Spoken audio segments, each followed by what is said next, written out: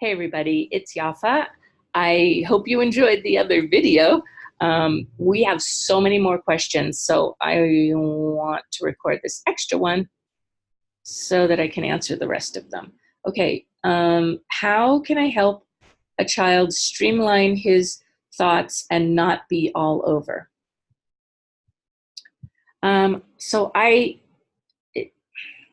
With a teen, there could be several ways to handle that because they're kind of sensitive with our involvement and that sort of thing. So I can tell you things to do, but you have to pick the one that's going to work for your teen.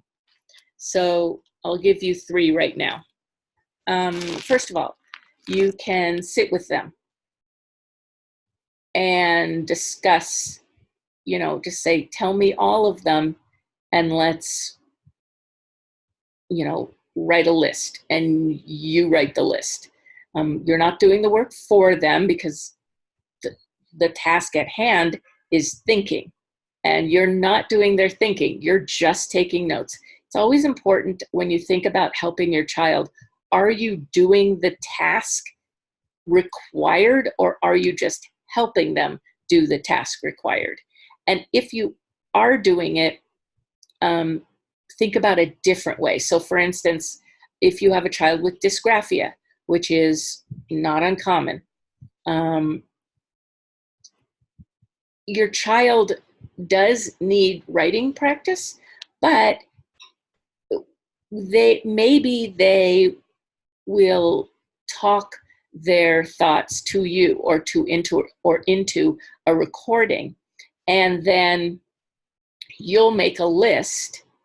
And then from that list, they start writing, or they copy the list, or whatever it is.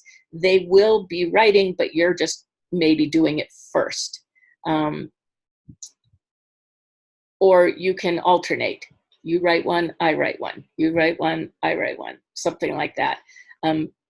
So you want to make sure that you're not doing the key part of the task, the final product, for instance, but you can help.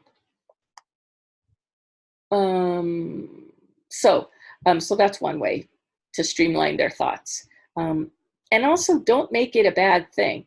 Like, there are jobs that want people with a lot of ideas, and we have a lot of ideas. So I wouldn't make it a bad thing. It's not a necessary skill in school situations, but it's a very helpful skill in other situations. I do remember being in 12th grade English and reading Madame Bovary, and could not limit my thoughts. And we had to turn in like a 2-page paper, and mine was like 8 pages. And what she did was say, write everything. If you can't cut it down, just write everything, and then we'll deal with it. So, that's another way. It doesn't have to come out perfectly the first time. Writers don't write their book in one draft. It just doesn't happen. And I'm a writer with books. So I know it's not one draft. And sometimes it's 9 drafts. So these are things that it's also important for kids to know. It's not like, if I were better at it, I could write it in one draft.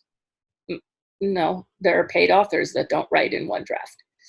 And then the other thing is to suggest that they have buddies that they can call depending on the subject they're studying. Or their online solutions like Khan Academy, Khan, I think. So those are 3 ways that you can streamline. The other thing is, what I'll say is, like, people will, like, if a kid says, okay, I have a bunch of ideas, and then I'll say, okay, do them one at a time, because I won't be able to take them in unless it's one at a time. And then they just laugh because obviously you can't say 3 ideas at once. So having humor is a good idea as long as you're not making fun of somebody else. It's okay to make fun of yourself, but not in a self-deprecating way. You could hear like, please do it one at a time.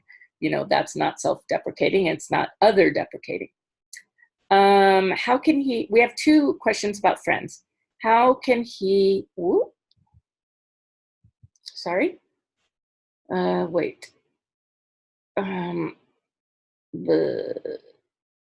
Okay. How can he have a better social life? He likes to talk to everyone, but it doesn't go further. And that was another one. I think the other one, which I can't find now, was that this mom's or dad's teen has trouble making friends.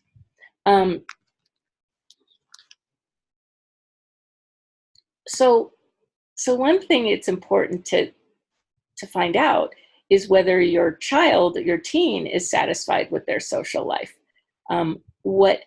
What we would want is not necessarily what they want.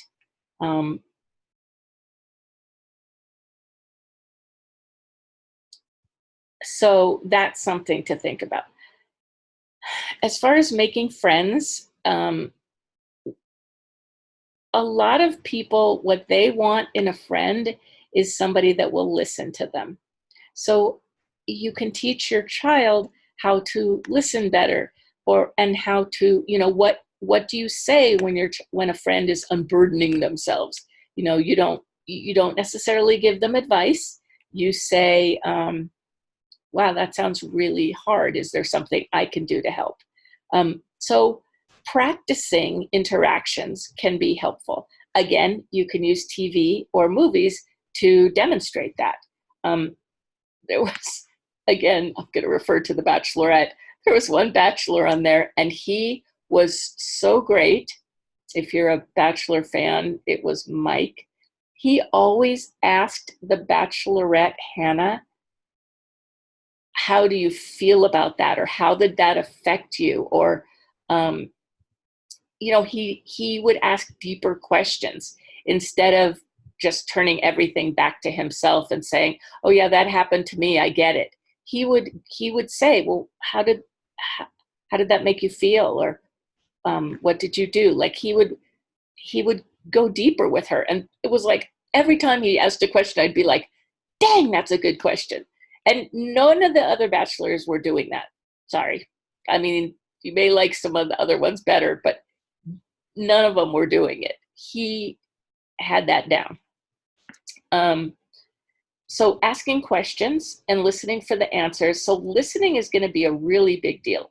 And if your child doesn't listen well, that makes it hard. So you can practice listening skills. And then please keep in mind that they're not listening because you're boring or because they're trying to insult you. For some kids, listening is it's just not possible where they're at. It will be possible, but you need to take them up a scale. You can't really go like, well, you know what? It's time you learn to listen. So we're going to now jump up to here. That's not how learning works for anybody. So those are things that I would suggest. Again, I would need to know more about the situation because I know that social stuff is a big deal. It was a big deal for me. And there are variations of social challenges. Okay. Any way to hack executive functions to set him up for success at school? Remembering assignments, starting work projects. Excuse me. I have a whole class on Build a Brilliant Brain. It's like $15 now, at least, on my website under classes. Yeah, there are plenty of hacks. And you'll get like 15 of them in that class. It's again, it's, you know, executive function is a really big category.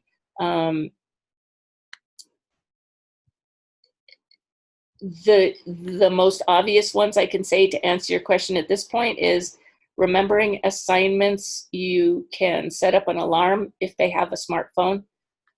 You can have a binder that has a front pocket that's a clear pocket, and everything that they have to turn in for that day goes into that clear pocket. So it'll take some time for them to get into the habit of reaching into that pocket and checking, but that's a really good idea. If they have separate folders for classes, create something that is specifically for turning in work. You can train them to go first to the turn-in box. That's like every time you walk into a classroom, ask yourself if you have anything to turn in and look for it right away. The other one was starting work projects. Starting work is pretty much not fun. So one of the things that I think is key is to show them that it's not as bad as they thought. And you have to do this kind of repeatedly.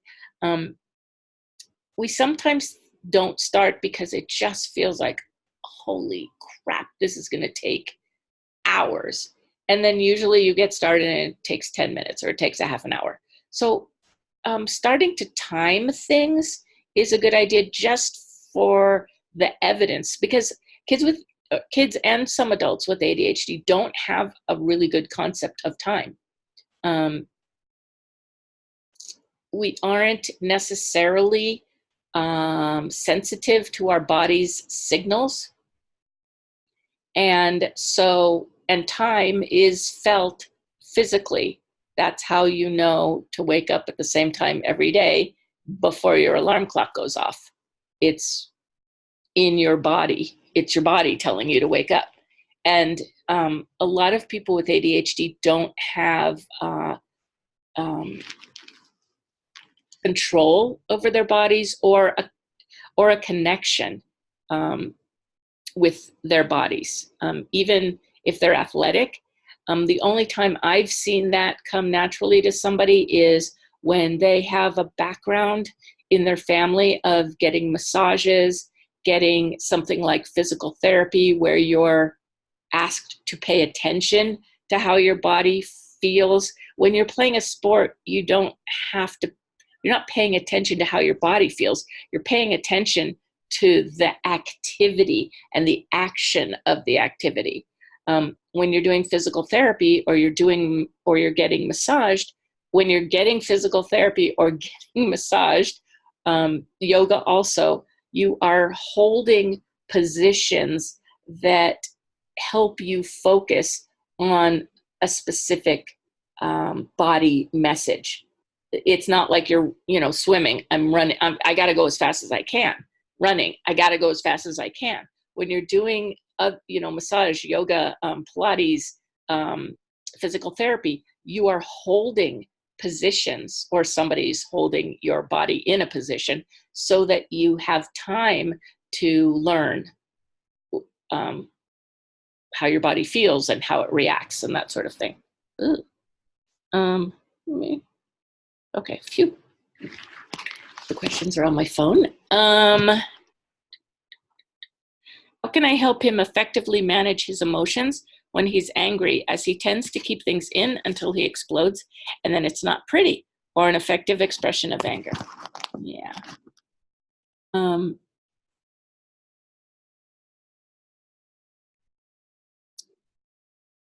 People with ADHD have to learn how to understand their emotions and manage their emotions. On my website, there is, I'm trying to think where it is.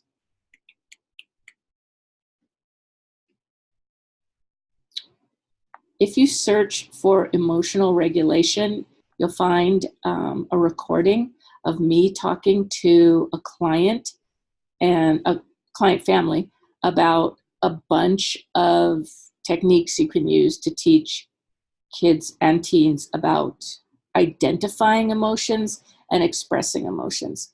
The first thing they need to do is identify it. And that's difficult. And plus, a lot of kids will be like, I'm fine. Leave me alone. I'm fine.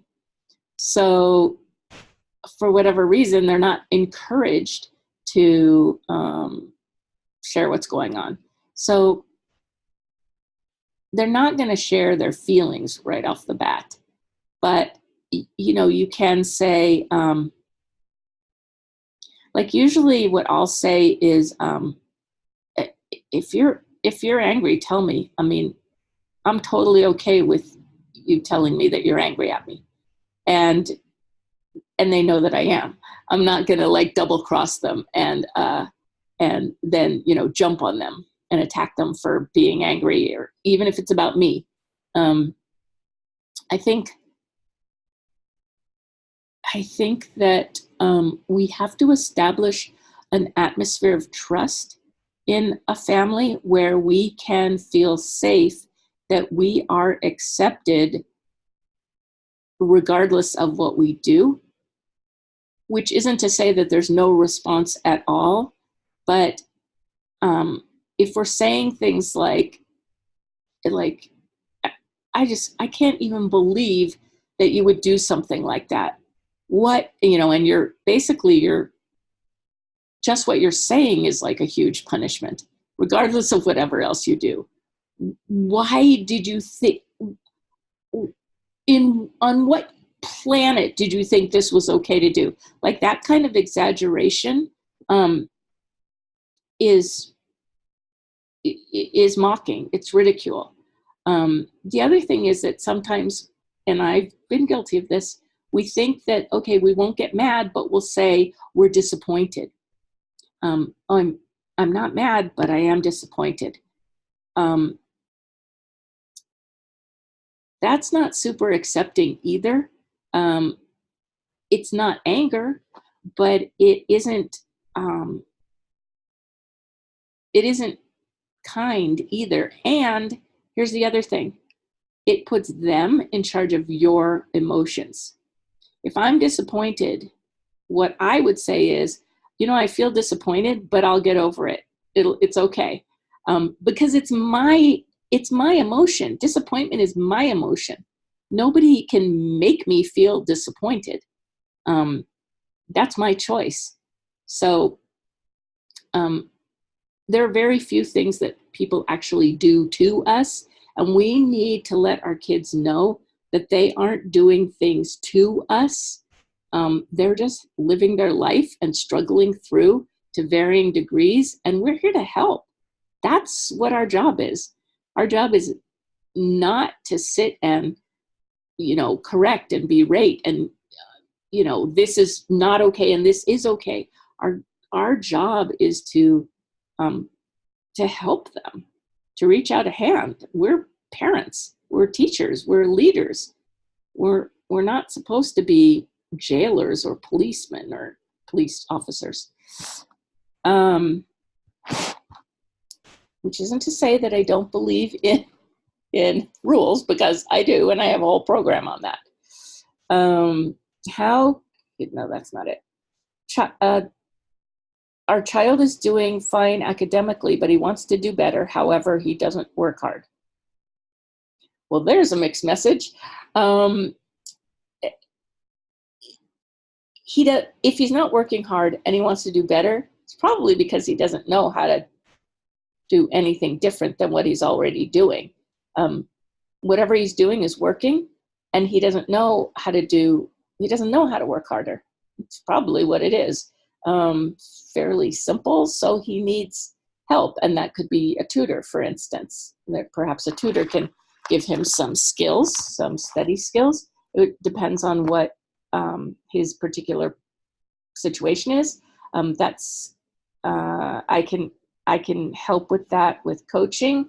I can teach parents how to help with that. And then I also have that class that you can purchase for $15 on, build a brilliant brain.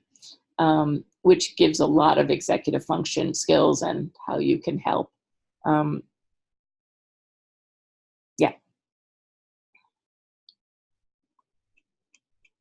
Where are we here? Hold on. Okay. Oh. How can we help them be motivated, self-directed, and manage time better? I have a whole class on that too. Those are really big. That's a really big question that would take, you don't necessarily need a session with me, honestly, to answer that question, but it would be about a half an hour video. So I have a class. It's $15. It's on motivation. It's on my website under classes, and it's like an hour and 15 minutes about all the ways that you can encourage motivation and what is motivation and that sort of thing. What helps with taking big, awesome ideas to something manageable?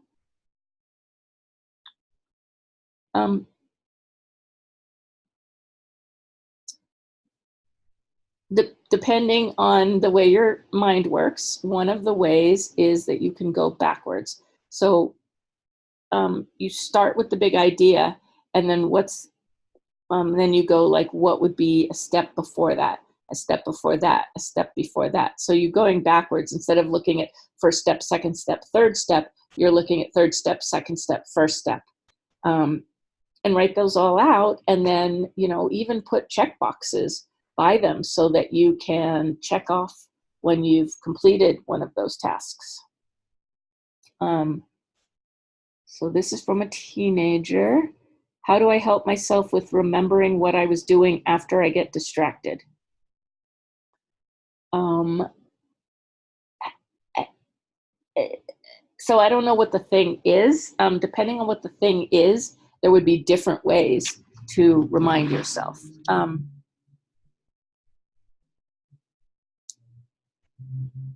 I think one of the easiest ways to help with memory is to take notes. I'm just going to show you this. I'm working on a project. Here are my notes. I got this, I got this, I got this, and eventually this will become a document on the computer. But right now, when I hear something that like piques my interest or sparks another idea, I write it down. And eventually I'm going to look at it all and be like, okay, don't need this, this doesn't, no, I don't like this. And then I'm going to condense it into my plan that will go on the computer. I think it's always good to have paper and pencil or pen with you just to write stuff down. Are memory problems correlated with ADHD? Yes. There's some people have great memories, some people don't. And then there's also working memory, which is it's different than regular memory. So you might want to look up working memory to see if that's something that is an issue. Yeah, some people have trouble with memory, especially when you're getting distracted. You can lose your place.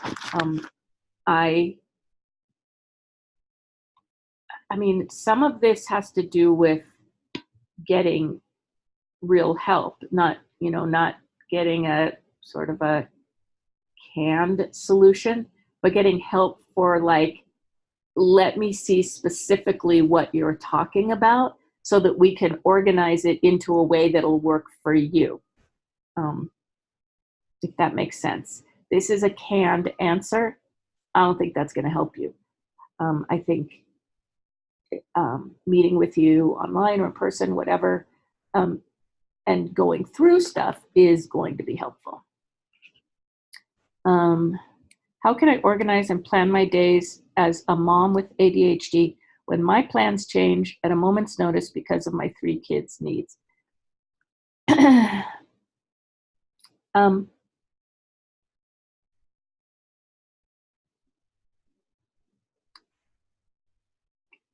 not a huge question, but it does have something. I mean, one of the things that I find the most significant when I'm helping a family is what their schedule is.